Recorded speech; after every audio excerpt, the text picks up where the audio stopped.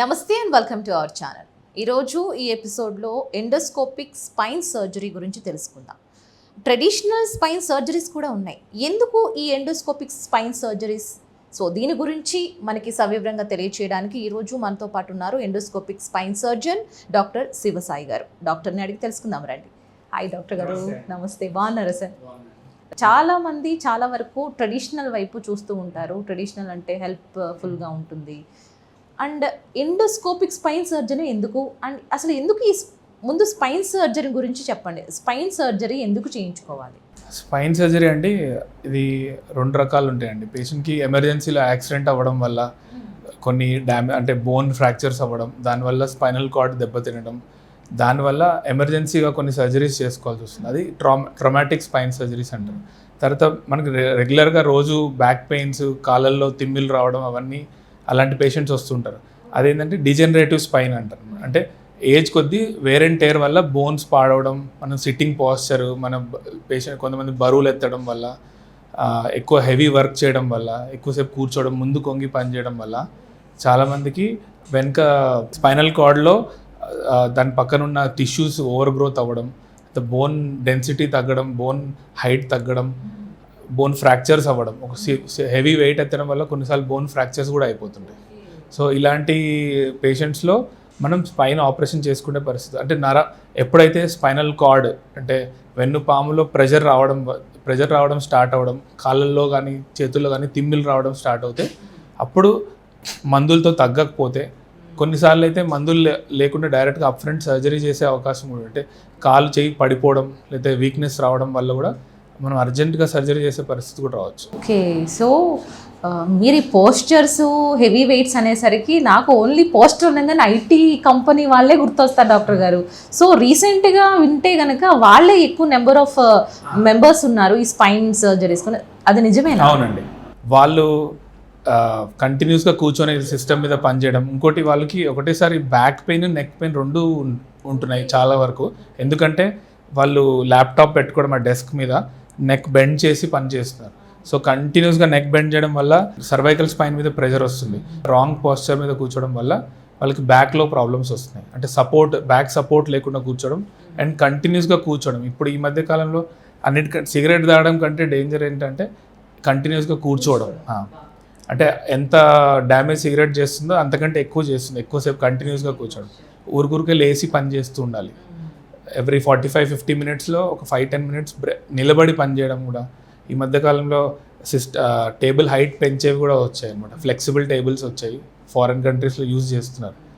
Okay doctor గారు, ఇప్పుడు మన స్పైన్ సర్జరీకి వెళ్ళక ముందే how can be recognize that spine is in damage? మనకి ఎటువంటి లక్షణాలతోటి మనం నార్మల్గా చిన్న బ్యాక్ పెయిన్, ఇప్పుడు ఎక్కువసేపు పడుకొని లేచినా లేకపోతే సడన్గా డ్రైవింగ్ చేసిన తర్వాత కొంచెం బ్యాక్ పెయిన్ రావడం అనేది సహజము. అలా కాకుండా కాళ్ళల్లో తిమ్మిలు రావడం, చేతుల్లో తిమ్మిలు రావడం, చెయ్యి వీక్నెస్, ఏమైనా పట్టుకునేటప్పుడు గ్రిప్ వీక్నెస్ రావడం, తర్వాత బరువులు ఎత్తిన తర్వాత లేదు సడన్గా ఏదైనా పట్టేసినట్టు రావడం, తర్వాత దాంతోపాటు యూరిన్కి వెళ్ళడం, లెట్రిన్లో ప్రాబ్లం రావడం, అంటే కాన్స్టిపేషను, తర్వాత యూరిన్ ఆగిపోవడం, రావట్లేదు సరిగ్గా, లేకపోతే లీక్ అవ్వడం, అలాంటి సిమ్టమ్స్, అంటే ఒక హెవీ వర్క్ చేసిన తర్వాత ఇలాంటి సిమ్టమ్స్ ఏమైనా వస్తే సో స్పైన్లో ప్రాబ్లం ఉందని మనం గుర్తించవచ్చు అనమాట.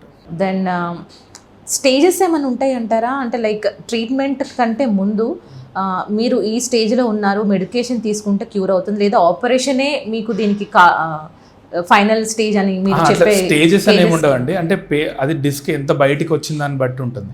అంటే డిస్క్ అనేది ఎలా ఉంటుంది అంటే, ఒక మనకి స్పైనల్ కార్డ్లో ఇవి బోన్స్ అండి, వైట్ కలర్ కనపడుతున్నాయి. మధ్యలో 2 బోన్స్ మధ్యలో ఉండేది ఒక రబ్బర్ లాంటి టిష్యూ, అది షాక్ అబ్జార్బర్ అనమాట.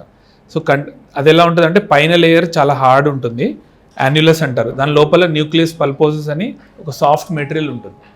అయితే ఆ సాఫ్ట్ మెటీరియల్ పైన లేయర్ హార్డ్ లేయర్ డ్యామేజ్ అవ్వడం, క్రాక్ రావడం వల్ల లోపల ఉన్న సాఫ్ట్ లేయర్ బయటకు వచ్చేసి ఇలా బయటకు వచ్చే నర్వ్స్ని ప్రెస్ చేస్తుంది కంటిన్యూస్గా. సో నర్వ్ ప్రెస్ చేస్తే నర్వ్ ఎక్కడైతే సప్లై చేస్తుందో ఆ ఏరియా అంతా లాగుతూ ఉంటుంది. కాళ్ళు లాగడం, తిమ్మిరులు పట్టడం, నిల్చుంటే పెయిన్, కూర్చుంటే పెయిన్, అలా ఉంటుంది అనమాట. సో అలాంటిది దీంట్లో పెద్ద అంటే డిస్క్ సైజ్ బట్టి మనము పేషెంట్కి ట్రీట్మెంట్, అంటే చిన్న డిస్క్లు చాలామందికి ఉంటాయి. అయితే ఆ డిస్క్లో ఆపరేషన్ కొంచెం లైఫ్ స్టైల్ మాడిఫికేషన్ చేయడం, కొంచెం ఎక్సర్సైజ్ చేస్తుంటే కొన్ని రోజులు పెయిన్ తగ్గడానికి మెడికేషన్ వాడితే బేసిక్గా తగ్గిపోతుంది. ఇంకా ఆ ముందు చేసిన పనులు కొంచెం మానేయాలి, అంటే కంటిన్యూస్ కూర్చోవడం, ఎక్కువసేపు డ్రైవింగ్ చేయడం, బరువులు ఎత్తడం, అవన్నీ స్టాప్ చేసుకుంటే నార్మల్ లైఫ్ స్టైల్ లీడ్ చేసుకోవచ్చు. కొంతమందికి ఏంటంటే చాలా పెద్ద డిస్క్ బయటకు రావడం ఉంటుంది, దానివల్ల ఈ కాలు ఒక సైడ్ కాలు కానీ చేయి కానీ పడిపోవడం, అలాంటి లేకపోతే యూరిన్ లెట్రిన్ ఆగిపోవడం, అలాంటి ప్రాబ్లమ్స్ వచ్చినప్పుడు మనం అర్జెంటుగా సర్జరీ చేసుకునే పరిస్థితి వస్తుంది. ప్రతి పేషెంట్కి అంటే భయం ఏముంటుందంటే న్యూరో సర్జన్ దగ్గరికి వెళ్ళినా ఎవరికి వెళ్ళినా డైరెక్ట్గా వెళ్ళినా ఆపరేషన్ చేసేస్తారనే భయం వేస్తుంది. అలా ఏమి ఉండదు. అంటే 90% పేషెంట్స్కి మనం ఓన్లీ కన్జర్వేటివ్ మేనేజ్మెంట్, అంటే ఆపరేషన్ చేయకుండానే ట్రీట్మెంట్ చేస్తాం. అంటిల్ అన్లెస్ ఏదైనా సివియర్ ప్రాబ్లం ఉంటే కానీ ఆపరేషన్ చేయం. ఆపరేషన్ కూడా ఈ మధ్య సేఫ్ అయిపోయింది. ఒకప్పుడు అయితే పెద్దగా ఇన్సిషన్ ఇన్సిషన్ ఇచ్చి ఆపరేషన్ చేసేవాళ్ళు. చాలా మజిల్ డ్యామేజ్ అవుతుంది, అంటే వెనక ఇక్కడ మజిల్స్ అటాచ్ ఉంటాయి. సో ఒక చిన్న ఏరియాకి వెళ్ళాలంటే ఇక్కడి నుంచి ఇక్కడ వరకు కట్ చేసి అవంతా జరిపితే కానీ మనం ఆ డిస్క్ వరకు రీచ్ అయ్యేవాళ్ళం కాదు ఒకప్పుడు. ఇప్పుడు ఎండోస్కోపిక్ స్పైన్ సర్జరీ వల్ల జస్ట్ ఒక 1 సెంటీమీటర్ కట్ చేసి లోపలికి డైరెక్ట్గా ఎక్కడైతే ప్రాబ్లం ఉందో అక్కడ రీచ్ అయిపోయి డిస్క్ తీసేసి బయటకు వచ్చేసి పేషెంట్ ఆపరేషన్ అయిన తర్వాత గంట తర్వాత నడవడం స్టార్ట్ చేయొచ్చు, నెక్స్ట్ డే ఇంటికి వెళ్ళిపోవచ్చు. దట్ వాజ్ అమేజింగ్ అండి. సో చాలా మందికి తెలియదు ట్రెడిషనల్ స్పైన్ సర్జరీస్కి ఈ ఎండోస్కోపిక్ స్పైన్ సర్జరీస్ తేడా ఏంటంటారు? ట్రెడిషనల్ అంటే ఓపెన్ సర్జరీస్ ఉన్నాయండి. అంటే 3 జనరేషన్స్ ఉన్నాయి. ఫస్ట్లో ఏమో చాలా పెద్ద ఓపెన్ సర్జరీ చేసి చాలా అంటే లైక్ క్రూడ్ సర్జరీస్ లాగా అనమాట. ఇప్పుడు చాలామంది చేయట్లేదు అది. మొత్తం చాలా వరకు బోన్ అంతా తీసేసి అప్పుడు స్పైనల్ కార్డ్ రిలీవ్ అంటే ప్రెషర్ రిలీవ్ చేసేవాళ్ళు. ఇప్పుడు మైక్రోస్కోప్ వాడుతున్నాం మనం. మైక్రోస్కోప్ వల్ల ఇన్సిషన్ సైజ్ తగ్గిపోతుంది, అంటే కట్ చేసే లెంత్ తగ్గిపోయి మైక్రోస్కోప్ అంటే పెద్ద మెషిన్, దాంతో జూమ్ చేసి మనం సర్జరీ చేస్తున్నాం. దానివల్ల కూడా అవుట్కమ్స్ 3 monthsలో అంత నార్మల్ ఒకేలా ఉంటాయి అనమాట. అంటే ఎండోస్కోపిక్ స్పైన్ అయినా ఇదైనా ఫస్ట్ 3 months తర్వాత ఆ పెయిన్ అవన్నీ సిమిలర్గానే రిజల్ట్స్ ఉంటాయి. కానీ ఇనీషియల్గా ఎండోస్కోపిక్ సర్జరీ వల్ల ఏం అడ్వాంటేజెస్ ఉంటాయంటే మనకి చిన్న ఓపెనింగ్, పేషెంట్ తొందరగా మళ్ళీ నార్మల్ లైఫ్ స్టైల్ లీడ్ అవ్వడానికి ఉంటుంది. లేకపోతే స్పైన్ ఏదైనా సర్జరీ చేయించుకుంటే 4 రోజులు రెస్ట్ తీసుకుంటారు పేషెంట్లు, కదలరు, నాకు ఆపరేషన్ అయిందని. ఇప్పుడు ఈరోజు ఆపరేషన్ చేసుకుని ఎల్లుండి మళ్ళీ ఆఫీస్కి వెళ్ళిపోవచ్చు, అంత అడ్వాన్స్ వచ్చేసాయి. సో ఒకసారి ఎండోస్కోపిక్ స్పైన్ సర్జరీ అయిన తర్వాత మళ్ళీ రిపీట్ అయ్యే ఛాన్సెస్ ఏమైనా ఉంటాయి? రిపీట్ అంటే మనం డిస్క్ ఇప్పుడు ఏదైతే ఈ పార్ట్ రెడ్గా కనపడుతుందో ఇట్లా ఏది బయటకు వచ్చిందో అదొకటి తీస్తామండి. ఓపెన్లో కూడా అంతే తీస్తారు. మొత్తం ఇదంతా తీస్తే ఇన్స్టెబిలిటీ వస్తుంది. సో మనం ఎంతవరకు అవసరం ఉందో అంత తీసేస్తాం. నర్వ్ రూట్స్ ఫ్రీ అంటే స్పైనల్ కార్డ్ ఫ్రీ అయ్యే వరకే మనం సర్జరీ చేస్తారు ఎక్కడైనా. మళ్ళీ పేషెంట్ అదే పని చేయడం, లేకపోతే హెవీ వెయిట్ ఎత్తడం, లేదా ఏదైనా జర్క్ రావడం, దానివల్ల మళ్ళీ రికరెన్స్ అయ్యే ఛాన్సెస్ ఉంటాయి. అంటే సేమ్ వర్క్ చేస్తుంటే ప్రాబ్లం అంటే రూట్ కాజ్ మీద ట్రీట్ అవ్వట్లేదు కదా పేషెంట్. ఓన్లీ మనం ఏదైతే బయటకు వచ్చిందో అది తీస్తున్నాం. వాళ్ళు మళ్ళీ జిమ్కి వెళ్ళడం, మళ్ళీ బరువులు ఎత్తడం, అలాంటి ఏమైనా పనులు చేస్తే మళ్ళీ రికరెన్స్ అయ్యే అవకాశం ఉంది. ఈ లెవెల్ కాకపోయినా ఇంకో సైడ్ అంటే ఇంకో పైన ఉన్న డిస్క్ బయటికి రావచ్చు. సో ఆ ప్లేస్ లో కాకుండా ఇంకా వేరే ప్లేస్ లో కూడా వస్తుంది. ఎక్కడెక్కడ డిస్క్లు అన్ని బయటకు వచ్చే ఛాన్సెస్. సో జాగ్రత్తగానే ఉండాలి. ఒక్కసారి నడు నొప్పి వచ్చిందంటే దాన్ని కేర్ఫుల్ గానే మనం ట్రీట్ చేయాలి, కానీ అక్కడ వరకు వెళ్ళకూడదు. వెళితే కొద్దిగా ఇంకా అంటే ఇంకా స్పైన్ సర్జరీ చేయించుకోవద్దు అని కూడా చాలా మంది చెప్తూ ఉంటారు. అట్లా ఏమి ఉండదు. అంటే అది పాతకాలంలో ఏదైనా కొంతమందికి ఏమవుతుందంటే యాక్సిడెంట్ అయిన తర్వాత ఆల్రెడీ డ్యామేజ్ అయిన పేషెంట్కి ఆపరేషన్ మనం జస్ట్ స్పైన్ స్టెబిలైజేషన్ కోసం చేస్తాం. అంటే ఇంప్రూవ్మెంట్ చాలామందికి అంటే ఆ ఇనిషియల్ ఇంజురీ బట్టి ఉంటుందండి. స్పైనల్ కార్డ్ మొత్తం నలిగిపోయింది అనుకోండి, కాళ్ళు రావు మళ్ళీ వాపస్. కానీ అలాంటి పేషెంట్కి ఆపరేషన్ అవ్వడం వల్ల జనాలు ఏమనుకుంటారంటే స్పైన్ సర్జరీ చేయించుకుంటే ఇంకేం ఇంప్రూవ్మెంట్ ఉండదు, బెడ్ మీద పడిపోతాడని. అవన్నీ యాక్సిడెంట్ అవ్వడం వల్ల అంటే ఏ ప్రాబ్లం వల్ల వచ్చింది ఇది దాన్ని బట్టి మనకు తెలుస్తుంది అన్నమాట. సో ఈ ఎండోస్కోపిక్ స్పైన్ సర్జరీ వల్ల లాభాలు ఏంటండి? అండ్ ఇప్పుడున్న జనరేషన్కి న్యూ టెక్నాలజీస్తో ఏమైనా యూజ్ చేస్తున్నారు? ఎండోస్కోపిక్ స్పైన్ సర్జరీ అంటే దానివల్ల లాభాలు ఏంటంటే మనకి బోన్ లాస్ ఉండదండి. బోను ఈ ఏదైతే న్యాచురల్గా దేవుడు ఇచ్చాడో వెనక బోన్స్, దానికి ఉన్న మజిల్స్ అటాచ్మెంట్స్ ఉంటాయి, అవన్నీ మనం ఎక్కువ చేయం. చాలా మినిమల్ డిస్టర్బెన్స్ వల్ల పేషెంట్కి క్రానిక్గా ఇప్పుడు కాళ్ళలో తిమ్మిర్ల కోసం ఆపరేషన్ చేసుకొని ఆ సర్జరీ తర్వాత బ్యాక్ పెయిన్ స్టార్ట్ అవుతుంది. అంటే మజిల్స్ అన్ని డిస్టర్బ్ అవ్వడం వల్ల మజిల్స్ వీక్ అయిపోతాయి. ఒక్కసారి మజిల్స్ సర్జరీ అయిన తర్వాత ఆ మజిల్ స్ట్రెంగ్త్ తగ్గిపోయి వీక్ అయిపోతాయి. సో మనం ఎండోస్కోపిక్ స్పైన్ సర్జరీ ఏంటంటే ఒక న్యాచురల్ గ్యాప్ ఉంటుంది, ఆ గ్యాప్లోకి వెళ్ళి సర్జరీ చేస్తున్నాం బోన్ ఎక్కువ తీయకుండా. అదే ఓపెన్ సర్జరీలో చాలా బోన్ లాస్ అవుతుంది, బోన్ తీసేస్తాం. ఆ బోన్కి అతుక్కున్న మజిల్స్ అన్నీ డ్యామేజ్ అయిపోతాయి, అంటే చిన్నగా అయిపోతాయి అన్నమాట. సో స్ట్రెంగ్త్ రాదు. పేషెంట్స్ యాక్చువల్లీ సర్జరీ అయిపోయిన తర్వాత ఒక 2-3 నెలలు బాగా ఎక్సర్సైజ్ చేయాలి. వీళ్ళు ఏం చేస్తారంటే 2-3 days బాగా అయిపోయారు, లేదా 2 weeks బెటర్ అయిపోయారంటే మళ్ళీ అవే పనులు చేస్తారు, ఎక్సర్సైజ్ మాత్రం చేయరు. సో మెయిన్ ప్రాబ్లం ఏంటంటే పోస్ట్ ఆప్లో కూడా కేర్, ఫిజియోథెరపీ అవన్నీ బాగా చేయాలి. యూస్ఫుల్ లేకపోతే బాగాలేదు నాకు ఆపరేషన్ చేసుకుని అలానే ఉంది అనే ఫీలింగ్లో ఉంటారు. అంటే మెయిన్ ప్రాబ్లం తగ్గిపోయి ఉంటుంది, కానీ మజిల్ స్ట్రెంగ్త్ వాపస్ రావడానికి ఎక్సర్సైజ్ చేయాలి. అంటే ఒకవేళ సర్జరీకి వెళ్ళకపోయినా జస్ట్ నార్మల్గా మనకి స్పైన్ అనేది పెయిన్ వస్తున్నా ఫిజియో వరకు మనం వెళ్ళొచ్చు అంటారా? అంటే మనకి ప్రాబ్లం ఎంతవరకు ఉంది? ఇప్పుడు కాళ్ళలో రేడియేషన్ ఉంది అంటే, ఇప్పుడు జస్ట్ బ్యాక్ పెయిన్ ఉంది అనుకోండి, సింపుల్ ఎక్సర్సైజ్ చేసుకున్నా ఓకే పర్లేదు. ఒకవేళ కాళ్ళల్లోకి తిమ్మిర్లు వస్తున్నాయి అంటే, షుగర్ లేదు కాళ్ళల్లోకి తిమ్మిర్లు వస్తున్నాయి అంటే ఒకసారి మనం ఎవాల్యుయేట్ చేసుకోవాలి. ఎంఆర్ఐతో కానీ ఎక్స్రే బేసిక్గా ఒక బోన్స్ కనపడతాయి, ఎంఆర్ఐలో మనకి స్పైనల్ కార్డ్ అనేది క్లియర్గా కనబడుతుంది. అది ఎంఆర్ఐలో చిన్న డిస్క్లు ఉంటే మనం we can go for conservative management. ఏ డిస్క్ అయినా మీడియం సైజ్ ఉంది, పేషెంట్కి కాళ్ళు చేతుల్లో ఏమీ పవర్ లాస్ లేదంటే 6 weeks కన్జర్వేటివ్ మేనేజ్మెంట్ చేయాలి. చేసిన తర్వాత కూడా తగ్గట్లేదు, చాలా ప్రాబ్లం వస్తుంది, నిద్ర రావట్లేదు, చాలా మెడికేషన్స్ తీసుకోవాల్సి వస్తుంది అంటే అప్పుడు సర్జరీకి వెళ్ళే అవకాశం ఉంది. ఇనిషియల్ రాగానే సర్జరీ చేయకూడదు అనమాట. ఇప్పుడు మనం ప్రెజెంట్ వింటున్నాం రోబోటిక్ స్టైల్స్లో సర్జరీస్ వింటున్నాం. సో చాలా మందికి చాలా డౌట్స్ ఉంటాయి, మాన్యువల్గా రోబోటిక్కి ప్రికాషన్స్ ఇస్తూ చేస్తూ ఉంటారు కదా. So is that good, is that cure? And అంటే స్పైన్లో కూడా రోబోట్ యూజ్ చేస్తామండి. అదేంటంటే మనకి స్కోలియోసిస్, కైఫోసిస్ అని ఉంటుంది. స్కోలియోసిస్ అంటే సైడ్కి బెండ్ అయిపోయిన స్పైన్స్ అనమాట. కైఫోసిస్ అంటే కే షేప్లో బెండ్, అంటే గూని అంటారు కదా తెల్ల, అట్లా బెండ్ అయ్యే వాళ్ళు, అంటే చిన్నప్పటి నుంచి ప్రాబ్లమ్స్ ఉన్న వాళ్ళకి అప్పుడు బోన్స్ మనకి న్యాచురల్ అనాటమీ ఉండదు కరెక్ట్గా. అంటే మనం స్క్రూ వేయడానికి ఒక ల్యాండ్ మార్క్ కావాలి, ఇక్కడ నుంచి వెళ్తే స్క్రూ జాగ్రత్తగా వెళ్తుంది స్పైనల్ కార్డ్ టచ్ చేయకుండా అని. నార్మల్గా అయితే చూసి వేసేస్తారు, లేదు అంటే మనము ఎక్స్రే సహాయంతో మనం సర్జరీ చేయొచ్చు. ఇప్పుడు ఈ కైఫోసిస్, స్కోలియోసిస్ ఉన్న పేషెంట్స్కి ఇది ఇలా నార్మల్గా ఇలా ఉంటుంది స్పైన్, అవి రొటేట్ అయిపోయి ఉంటాయి అనమాట, వంకర్ టింకర్ ఉంటాయి, చాలా అసలు బెండ్స్, అక్యూట్ కర్వ్స్ ఉంటాయి. సో దాంట్లో మనకి ఈ ల్యాండ్ మార్క్ దొరకదు.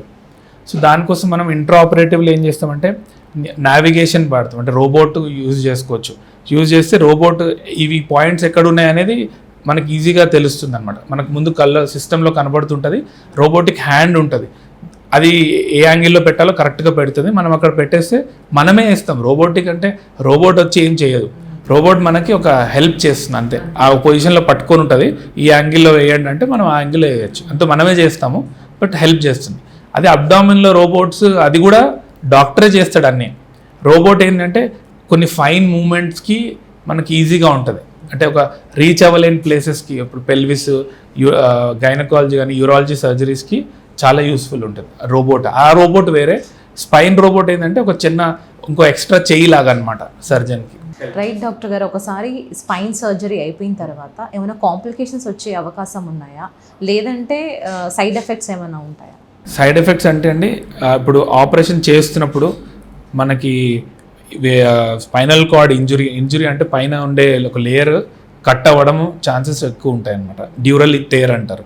సో దానివల్ల స్పైనల్ కార్డ్లో ఉన్న ఫ్లూయిడ్ వైట్ ట్రాన్స్పరెంట్గా వాటర్ లాగా ఉంటాయి, అవి లీక్ అవ్వడం, అంటే వెనుకున్న మనం కట్ చేసిన ఏరియాలోంచి లీక్ అవ్వడం, ఇన్ఫెక్షన్స్ అవ్వడం. ఒకవేళ ఇన్ఫెక్షన్స్ ఎక్కువ అయిపోతే బ్రెయిన్లకు కూడా వెళ్ళే అవకాశం ఉంది. ఇన్ఫెక్షన్ బ్రెయిన్కి వెళ్ళి పేషెంట్ చాలా కాంప్లికేట్ అయ్యే అవకాశం ఉంటుంది. అవి రేర్, అంటే అవి గుర్తించకపోతే బ్రెయిన్ వరకు రీచ్ అవుతాయి. అది స్పైనల్ అంటే డ్యూరల్ టేర్ అని ఒకటి కాంప్లికేషను. తర్వాత పెయిన్ తగ్గకపోవడం, వాళ్ళు ఎంత పేషెంట్ అనుకున్నాడో ఇంత పెయిన్ తగ్గిపోతుంది నాకు బాగా అయిపోతుంది అనుకుంటారు, వాళ్ళ సాటిస్ఫాక్షన్ లెవెల్స్ రీచ్ అవ్వకపోవడం, అది మెయిన్ ఉంటుంది అన్నమాట. ఫెయిల్డ్ బ్యాక్ సిండ్రోమ్ అంటాం అన్నమాట. అంటే సర్జరీ చేయించుకున్నాం అయినా కానీ నాకేం రిలీఫ్ కాలేదు అని పాపం చాలామంది అలా కొంతమంది ఉంటారు. అంటే అది కరెక్ట్ ప్యాథాలజీ తెలియకపోవడము, లేకపోతే వాళ్ళకి వేరే లెవెల్లో ఇంకో ప్రాబ్లం రావడము, చాలా రీజన్స్ ఉంటాయి అన్నమాట దానికి. ఇంకోటి ఏంటంటే అన్నిటికంటే డేంజరస్ కాంప్లికేషన్ ఏముంటుంది అంటే ఇన్ఫెక్షన్ అండి. వేరే దగ్గర ఎక్కడ ఇన్ఫెక్షన్ ఉంటే అది తొందరగా ట్రీట్ అవుతుంది యాంటీబయాటిక్స్ ఇస్తే. ఇక్కడ స్పైన్లో ఏమవుతుందంటే ఆ డిస్క్ స్పేస్కి బ్లడ్ సప్లై ఉండదు, అంటే బాగా బ్లడ్ వెళ్ళదు. బ్లడ్ ఎక్కడ వెళ్తుందో అక్కడ క్యూర్ అవుతుంది. ఇప్పుడు షుగర్ పేషెంట్స్కి హీలింగ్ అవ్వదు అంటారు కదా, ఎందుకంటే అక్కడ బ్లడ్ వెజల్స్ పాడైపోవడం వల్ల అక్కడ ఎక్కడైతే దెబ్బ తగిలిందో అక్కడ ఇన్ఫెక్షన్ క్లియర్ అవ్వదు. సో డిస్క్ స్పేస్ కూడా చాలా తక్కువ బ్లడ్ సప్లై ఉంటుంది. కొన్ని దగ్గర అయితే డ్రై అయిపోతే అసలు బ్లడ్డే ఉండదు. సో ఆ స్పేస్లో ఎక్కడైతే డిస్క్ తీసామో ఆ ఏరియాలో ఏమైనా ఇన్ఫెక్షన్ అయింది, పేషెంట్ సరిగ్గా క్లీన్గా పెట్టుకోకపోవడము, కొంతమందికి షుగర్ ఉండి ఇమ్యూనిటీ సరిగ్గా లేని వాళ్ళకి డిస్కైటిస్ అంటారు. ఆ కాంప్లికేషన్స్ వస్తే చాలా రోజులు యాంటీబయాటిక్స్ వాడడము, ఎక్కువ రోజులు ఇవ్వాలి, నార్మల్ కంటే ఎక్కువ రోజులు ఇవ్వాల్సి వస్తుంది. ఇంకోటి పెయిన్ కూడా చాలా ఎక్కువ అయిపోతుంది. అంటే సర్జరీ అయ్యి కొన్ని రోజులు బెటర్ అవుతారు, 1 వీక్ తర్వాత పెయిన్ ఎక్కువ స్టార్ట్ అవడం ఉంటుంది. సో దానికి ఏం చేస్తారంటే దానికి కూడా సొల్యూషన్ ఉంది. మనం బోన్స్ ఫ్యూజ్ చేసేయాల్సి వస్తుంది. అంటే ఆ డిస్క్ స్పేస్ మొత్తం క్లియర్ చేసేసి బోన్ ఫ్యూజ్ చేస్తే ఆ పెయిన్ అవన్నీ సెటిల్ అయిపోతాయి. కానీ ఆ డిస్కైటిస్ అనేది చాలా డేంజరస్ కాంప్లికేషన్ అన్నమాట. సో మొత్తానికి ఒక సర్జరీ అయిన తర్వాత పేషెంట్ అనేవాడు ఎట్లా క్యూర్ చేసుకోవాలి, హెల్త్ని ఎట్లా కేర్ చేసుకోవాలి? అంటే బెడ్ మీద నుంచి లేచేటప్పటి నుంచి జాగ్రత్తగా ఉండాలండి. అంటే సడన్గా ఇలా ఫ్రంట్కి లేయకూడదు, ఒక సైడ్ తీసుకొని చేతులతో సపోర్ట్ తీసుకొని, ఎవరైనా నార్మల్ పర్సన్ కూడా స్లోగా లేయడం, స్లోగా చేయడం పనులు. కార్ డ్రైవింగ్ చేసినప్పుడు కొంచెం దూరం వెళ్ళిన తర్వాత ఆగాలి. 100 కిలోమీటర్స్ ఉంది కదా ఒకటేసారి వెళ్ళిపోదాం కాకుండా ఒక బ్రేక్ తీసుకొని ఒకసారి బయటికి రావాలి. కంటిన్యూస్గా కూర్చోవడం వల్ల ఇంటర్డిస్కల్ ప్రెషర్ పెరిగిపోయి ఆ డిస్క్ డ్రై అయిపోతుంది. డిస్క్ డ్రై అయిపోయిన తర్వాత మెల్లగా అది పగలడం స్టార్ట్ అవుతుంది. దానిలోంచి ఈ డిస్క్ మెటీరియల్ బయటకు వచ్చేస్తుంది. సో అది ఈరోజే అవ్వదు, ప్రొలాంగ్గా అదే పనులు చేయడం వల్ల మెల్లమెల్లగా ప్రాబ్లమ్స్ వస్తాయి. తర్వాత రెగ్యులర్గా ఎక్సర్సైజ్ చేయడం, బాడీ మజిల్ టోన్ మెయింటైన్ చేయాలంటే ఎక్సర్సైజ్ చేస్తుంటే మనం చేసిన సర్జరీ ఏరియాలో జరిగిన కొంచెం మైనర్ డ్యామేజ్ కూడా కవర్ అయిపోతుంది. అట్లా అని లైక్ ఫుడ్ కూడా కొంతమంది ఎప్పుడు పడితే వితౌట్ టైమ్లెస్ ఫుడ్ తీసుకుంటూ ఉంటారు. అది కూడా ఏమన్నా ప్రోటీన్ అంటే మజిల్కి మనకు కావాల్సింది ఏంటంటే టైంకి ప్రోటీన్ కావాలి. బాడీకి ప్రోటీన్ లేకపోతే మనకి మజిల్ స్ట్రెంగ్త్ వాపస్ ఉండదు. ఏజ్ కొద్దీ మజిల్స్ వీక్ అవుతుంటాయి. అంటే మనిషి లావుగా కనపడచ్చు, లోపల మజిల్స్ సార్కోపీనియా అంటారు, మజిల్స్ లాస్ అయిపోతుంటుంది. సో మనం డైలీ ప్రోటీన్ ఇంటేక్ ఎక్కువ ఉండాలి. మిగతా ఫుడ్ అంతా నార్మల్ తింటూ ఉంటారు, ప్రోటీన్ మిస్ అవుతుంటుంది. ప్రోటీన్ తీసుకుంటూ ఉంటే ఇప్పుడు పోస్ట్ సర్జరీ ఏ సర్జరీ అయినా కానీ, అబ్డామినల్ సర్జరీ కానీ బ్రెయిన్ అయినా కానీ, మనకి సర్జరీ తర్వాత కొంచెం ప్రోటీన్ ఇంటేక్ ఎక్కువ అవసరం వస్తుంది. రైట్. అండ్ ఈ ఎండోస్కోపిక్ స్పైన్ సర్జరీ ట్యూమర్స్ కూడా హెల్ప్ అవుతుందంటారా? ఆ ట్యూమర్స్ కూడా చేయొచ్చు అండి. ఇప్పుడు యూబీ అని టెక్నిక్ ఉంది, దాంతో మనం 2 సైడ్లు ఓపెనింగ్ చేస్తాం. అంటే 2 ఇన్సిషన్స్ చేయడం వల్ల చిన్న చిన్న ట్యూమర్స్ మనము ఎండోస్కోపీతో కూడా తీయచ్చు, చిన్న ఓపెనింగ్స్ చేయొచ్చు. అండ్ చాలామందికి డౌట్, స్పైన్ సర్జరీలో ఎలాంటి ఎక్విప్మెంట్ వాడతారు, జాగ్రత్తలు తీసుకుంటారా లేదంటే, సో వాళ్ళకి ఎట్లా మీరు సమాధానం ఇస్తారు? ఎటువంటి ఎక్విప్మెంట్స్ వాడుతూ ఉంటారు? మనం స్పైన్కి అండి నార్మల్గా అయితే ఓపెన్ సర్జరీస్లో మనం డైరెక్ట్ నేకెడ్ ఐతో ఆపరేషన్ చేస్తారు. పాతకాలంలో జస్ట్ బాగా పెద్ద ఇన్సిషన్, పెద్ద ఓపెనింగ్ చేసేసి మజిల్స్ అన్నీ తోసేసి మనం ఎక్కడైతే డిస్క్ లెవెల్కి వెళ్ళాలో అక్కడ మనం చేయాల్సిన ఏరియా మాత్రం 2-3 సెంటీమీటర్సే ఉంటుంది మనకు కావాల్సిన ఏరియా. కానీ అక్కడ రీచ్ అవ్వడానికి చాలా డిస్టర్బెన్స్, అంటే డ్యామేజ్ చేసి లోపలికి వెళ్ళాల్సి వస్తుంది. సో మైక్రోస్కోపిక్ సర్జరీలో కొంచెం ఓపెనింగ్ చిన్నగా అయిపోతుంది. మనం ఉన్న ఏరియాని జూమ్ చేసుకొని మైక్రోస్కోప్తో సర్జరీ చేస్తాం. మైక్రోస్కోప్ అనేది పెద్ద మెషిన్, మనము నార్మల్ ఒక 10x 15x వరకు జూమ్ చేసుకొని సర్జరీ చేయొచ్చు. అదే ఎండోస్కోపిక్ సర్జరీ అయితే ఈ ఎండోస్కోప్ లెంత్ విడ్త్ ఎంత ఉందో అంతే ఇన్సిషన్ ఉంటుంది, అంతే ఓపెనింగ్ ఉంటుంది. అంటే ఇప్పుడు మనకి ఇప్పుడు ఈ డిస్క్ రీచ్ అవ్వాలనుకోండి, మనం జస్ట్ ఇక్కడ ఇంత చిన్న ఓపెనింగ్లోంచి వెళ్ళిపోయి బోన్ కొంచెం డ్రిల్ చేసి అక్కడ వెళ్ళి డిస్క్ తీసేయచ్చు. సో పేషెంట్కి ఇప్పుడు చాలా లావుగున్న పేషెంట్కి మజిల్స్ బాగా డ్యామేజ్ చేసి ఇలా లోపలికి వెళ్ళలేము. అదే ఎండోస్కోప్తో ఆల్మోస్ట్ 120-130 కిలోస్ ఉన్న పేషెంట్ కూడా అంతే ఇన్సిషన్తో లోపలికి వెళ్ళిపోవచ్చు. సో మీరు అన్నట్టు పాతకాలం పద్ధతిలో ఏమీ మనం స్కిన్ తో పని లేదు, ఏమీ లేదు. ఇప్పుడు ఆల్మోస్ట్ స్కార్లెస్ సర్జరీ అని చెప్పొచ్చు.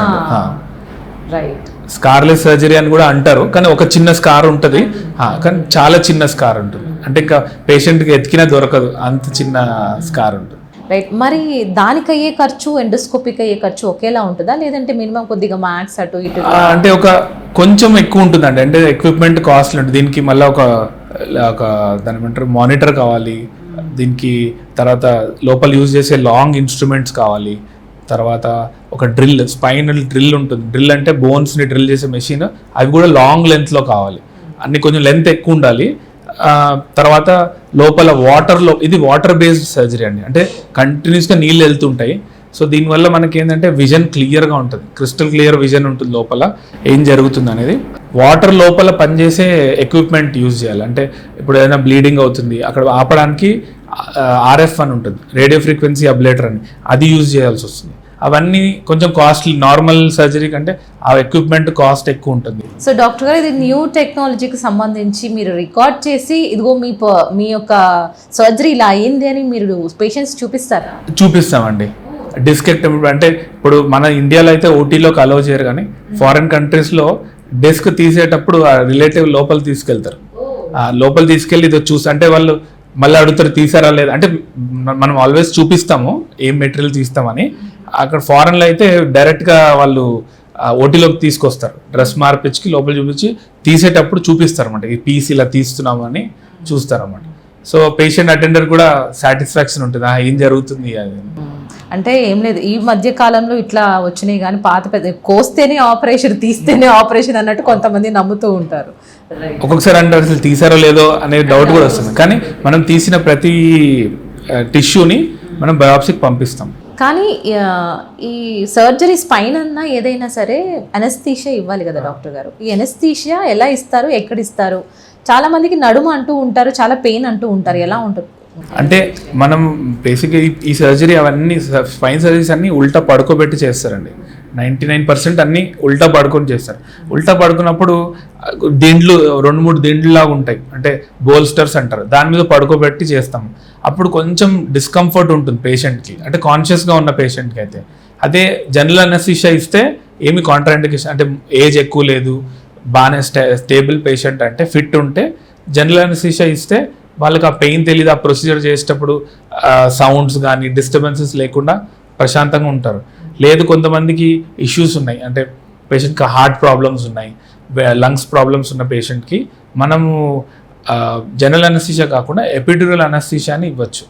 దానివల్ల ఏమవుతుందంటే పేషెంట్ కాన్షియస్గా ఉంటారు, ఆపరేషన్ తర్వాత వెంటిలేటర్లో వేయాల్సిన అవసరం ఉండదు, లంగ్ హార్ట్ కాంప్లికేషన్స్ ఇంకా ఫర్దర్ అవ్వకుండా అవాయిడ్ చేయొచ్చు. ఈ ఎపిడ్యూరల్ వల్ల ఏమవుతుందంటే పోస్ట్ ఆప్లో ఏమైనా పెయిన్స్ వస్తే కూడా మనం దానివల్ల ఆ పైప్ ద్వారా మందులు కూడా ఇవ్వచ్చు. సో అది పోస్ట్ ఆప్లో ఓన్లీ కాళ్ళు, ఈ కింది భాగం పెరాలసిస్ అవుతుంది. నెక్ సర్జరీస్కి ఎపిడ్యూరల్ ఇవ్వరు, జనరల్ అనస్థీషియా ఇవ్వాల్సి వస్తుంది. మనం స్పైన్ సర్జరీస్, ఎండోస్కోపిక్ స్పైన్ సర్జరీస్కి స్పైనల్ అనస్థీషియా ఇవ్వచ్చు. అంటే మనం ఏ లెవెల్ చేస్తున్నామో దాని పైన లెవెల్ వరకు కవర్ అయ్యేటట్టు. ఎన్ని అవర్స్ పడుతుంది అంటారు ఈ ఆపరేషన్ ఎండోస్కోపిక్స్? నార్మల్గా అండి 1.5 అవర్ లోపల అయిపోతుందండి. అంటే సింగిల్ లెవెల్, అంటే ఒక సింగిల్ లెవెల్ సర్జరీ చేయాలంటే 1 అవర్ కంటే తక్కువ టైంలో అయిపోతుంది. ఓకే. సో అదే రోజు మీరు అన్నట్టు నడవగలుగుతున్నారు, ద నెక్స్ట్ డే అంటే ఇన్ని డేస్ హాస్పిటల్లో ఉండాలని ఏమి అవసరం పేషెంట్ బట్ అంటారు? అట్లేం లేదండి. అంటే మనము పేషెంట్కి ఫర్దర్గా వేరే ప్రాబ్లమ్స్ ఉన్నాయి, హార్ట్ ఇష్యూస్ ఉన్నాయి, కిడ్నీ ఇష్యూస్ ఉన్నాయి, దానికోసం ఏమైనా ఉంటే ఉండాల్సి వస్తుంది, కానీ సర్జరీ పరంగా అయితే అవసరం లేదు. ఇప్పుడు పేషెంట్ వెంటిలేటర్లో ఉన్నారు, వెంటిలేటర్ బయటకు వచ్చారు, సో లంగ్ ఇష్యూస్ ఉన్నాయి, ఆస్తమా ఉంది, సో వాళ్ళని వెంటనే ఇంటికి పంపించలేము, వాళ్ళని ఒకరోజు అబ్జర్వేషన్లో పెట్టుకోవాల్సి వస్తుంది. సర్జరీ కోసం అవసరం లేదు. అంటే సర్జరీ అయిపోయిన తర్వాత ఈ సర్జరీ చేస్తే ఒకరోజు హాస్పిటల్లో ఉండాలని ఏం లేదు, సేమ్ డే డిశ్చార్జ్ కూడా చేయొచ్చు. కానీ కొంతమంది పేషెంట్కి సర్జరీ అయింది అనే ఫీలింగ్లో ఉంటారు కాబట్టి వాళ్ళు ఇంటికి వెళ్ళరు. సో డాక్టర్, నాకు ఒక డౌట్. సో ఇప్పుడున్న జనరేషన్లో ఏ టైప్ ఆఫ్, అంటే ఏ లైక్ టీచర్స్ ఉన్నారు, ఎటువంటి కేటగిరీస్ వాళ్ళు మనకి స్పైన్ పెయిన్ తోటి, స్పైన్ సర్జరీస్ తోటి వస్తున్నారు? అంటే ఎక్కువ సిట్టింగ్, ఇప్పుడు లేటెస్ట్గా ఇప్పుడు సాఫ్ట్వేర్ సైడ్ అయితే ఎక్కువ సిట్టింగ్ జాబ్ చేసే వాళ్ళకి స్పైన్ ప్రాబ్లమ్స్ అనేది కామన్. ఇంకోటి అంటే వాళ్ళది ఒక టైప్ ఆఫ్ ఇష్యూస్ ఉంటాయి, వాళ్ళవి మజిల్ స్ట్రెంగ్త్ ఎక్కువ ఉండకపోవడం వల్ల వాళ్ళు కూర్చొని ఉంటారు, ఎక్సర్సైజ్ చేయరు, సో వాళ్ళు కంప్యూటర్ మీదే ఉంటారు కాబట్టి వాళ్ళకి నెక్ బ్యాక్ ఇష్యూస్ చాలా ఉంటాయి. కానీ అందరికీ ఆపరేషన్ అవసరం ఉండదు, వాళ్ళు కొంచెం లైఫ్ స్టైల్ మోడిఫికేషన్ చేసుకుంటే ఇనిషియల్గా సరిపోతుంది. కానీ బేసిక్గా ఇప్పుడు ఇంట్లో పని చేసేవాళ్ళు, తర్వాత బరువులు ఎత్తేవాళ్ళు, డ్రైవర్స్, వీళ్ళకి ఏమవుతాయంటే వాళ్ళు రోజు హెవీ వర్క్ చేసి స్లోగా బాడీలో ఈ స్పైన్ బయట ఉన్న ఒక లేయర్ ఉంటుంది, లిగమెంటం ఫ్లేవమ్ అని, అది బాగా థిక్ అయిపోతుంది లావుగా. సో అది వెళ్ళి స్పైనల్ కార్డ్ని ప్రెస్ చేస్తుంది. ముందు నుంచి డిస్క్, వెనక నుంచి లిగమెంటం ఫ్లేవమ్ అని ఉంటుంది. సో అది వాళ్ళకి 2 సైడ్ నుంచి ప్రాబ్లమ్స్ ఉంటాయి. సో అలాంటి పేషెంట్స్కి సర్జరీ అవసరం అయ్యే ఛాన్సెస్ ఉన్నాయి. అంటే వాళ్ళు ఈరోజు బరువులు ఎత్తుతున్నారు, ఇప్పుడేం అవ్వదు, ఒక 10-15 ఇయర్స్ తర్వాత దాని ఎఫెక్ట్స్ బయటకు వస్తాయి అనమాట. ఇంతకుముందు ఒక క్వశ్చన్ ఆన్సర్ ఇచ్చేసారు, గూనె ఉన్న వాళ్ళకి కూడా మనకి సర్జరీస్ ఉంటాయి అంటారు. సో ఇది గూనె అనేది స్పైన్ అనేది స్ట్రైట్ అయిపోతుంది ఈ సర్జరీలో? అంటే స్పైన్ దానికి ఎండోస్కోపిక్ సర్జరీ ఏం చేయము, మనము దానికి స్క్రూస్ వేసుకోవాల్సి వస్తుంది. స్క్రూస్ అన్ని అంటే పైన ఒక ప్రాబ్లం ఉన్న లెవెల్, అంటే ఎక్కడైతే బెండ్ అయిందో దాని లెవెల్ పైన, దాని లెవెల్ కింద వరకు మనం స్క్రూస్ వేసుకొని మధ్యలో ఉన్న బోన్ ఏదైతే బాగా బెండ్ అయిపోవడం అయితే రాంగ్ ఫార్మేషన్ అయింది, అంటే కరెక్ట్గా ఫామ్ అవ్వని బోన్స్ ఉంటాయి, ఆ బోన్స్ తీసేసి స్ట్రైట్ చేస్తే రాడ్స్ వేసి స్ట్రైట్ చేసుకోవచ్చు. అది ఎర్లీ స్టేజెస్లో తీసుకోవచ్చు అంటే లైక్ ఎప్పుడైతే టీనేజ్లో ఉన్నప్పుడు ఆ టైంలో ఉంటే ఎక్కువ క్యూర్ అవుద్ది అంటారా, ఎప్పుడైనా పర్లేదు అంటారా? లేదండి, అంటే మనకి పర్మనెంట్ డ్యామేజ్ ఏజ్ పెరిగే కొద్దీ అవుతూ ఉంటుంది. యంగ్గా ఉన్నప్పుడు patients once they start running, walking అవి చేస్తున్నప్పుడు ఆ బెండ్ అవ్వడం అవన్నీ పేరెంట్స్ గుర్తించడం, లేకపోతే వాళ్ళు సొంతంగా గుర్తించడం ఉంటుంది. ఆ ఇనిషియల్ స్టేజెస్లో సర్జరీ చేసుకుంటే అవుట్కమ్స్ బాగుంటాయి. అంటే పీపుల్ కొంతమంది ఒలింపిక్స్కి వెళ్ళిన వాళ్ళు కూడా ఉన్నారు, అంటే వేరే కంట్రీస్లో మొత్తం స్పైన్ ఆపరేషన్ చేయించుకొని వాళ్ళు అన్ని ప్రాక్టీస్ చేస్తే వాళ్ళు బెండ్ అవ్వడం అన్ని పనులు చేసుకోగలుగుతున్నారు. అది ఇనిషియల్గా చేసుకుంటే. కొన్ని అలా బెండ్ అవ్వడం వల్ల స్పైనల్ కార్డ్ దెబ్బతింటే అప్పుడు అవుట్కమ్స్ బాగుండవు. స్పైనల్ కార్డ్ దెబ్బతినక ముందే ఏమైనా చేసుకోవాలి. Right, thank you so much doctor గారు, చాలా సవివరంగా తెలియజేశారు ప్రతి క్వశ్చన్కి. థ్యాంక్ యూ సో మచ్ అండి. సో చూశారు కదా, మరో ఎపిసోడ్తో మళ్ళీ కలుసుకునే ప్రయత్నం చేద్దాం. నమస్తే.